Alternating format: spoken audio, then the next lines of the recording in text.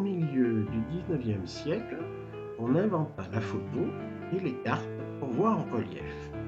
Cet ancêtre du casque de réalité virtuelle est un stéréoscope avec un support en fil de fer pour mettre la carte. Il suffit alors de regarder dans le casque pour voir en relief comme nos japonaises en 1880. Ces cartes permettaient de faire le tour du monde.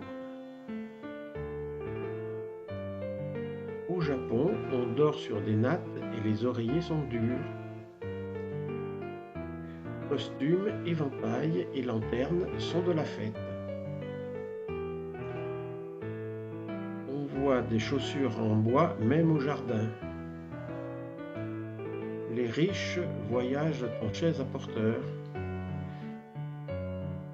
tandis que les paysannes cultivent le riz. Les fils électriques et de téléphone ont fait leur apparition, mais cela n'empêche pas les grandes cérémonies bouddhistes au Japon et en Chine.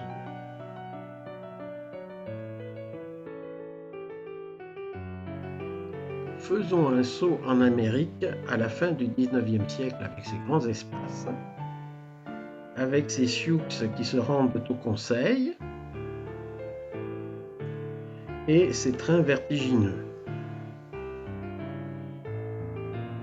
Mais on voit aussi des batailles de boules de neige en allant à l'école dans cette carte de 1889 ou des bains de mer au pied des immeubles en 1897. Le mari attend tout de sa femme, ou bien il rêve de redevenir célibataire, alors même que ces dames jouent aux cartes, et que monsieur doit coudre lui-même sur cette carte de 1893. Au Mexique, on parade le 5 mai 1890.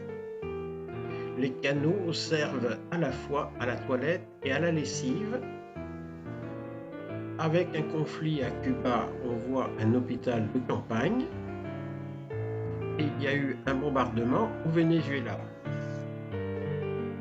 Passons maintenant au Maroc avec de la publicité. Puis allons en Tunisie avec le minaret de Kérouan. Et enfin, continuons en Égypte au Caire. Voilà la bibliothèque de l'université du Caire. Les touristes, eux, visitent Luxor en chameau. Et à Jérusalem, la mixité est de mise au mur des lamentations. Retour en Europe avec les monastères grecs des météores en 1897. La Russie avec les pêcheurs de la Volga la même année. Et la perspective Nevski à Saint-Pétersbourg en 1901. Un port dans un fjord norvégien en 1896. Le grand marché à Stockholm en Suède la même année. Voici un climat plus chaud avec Venise. Des paysannes italiennes au lac Majeur.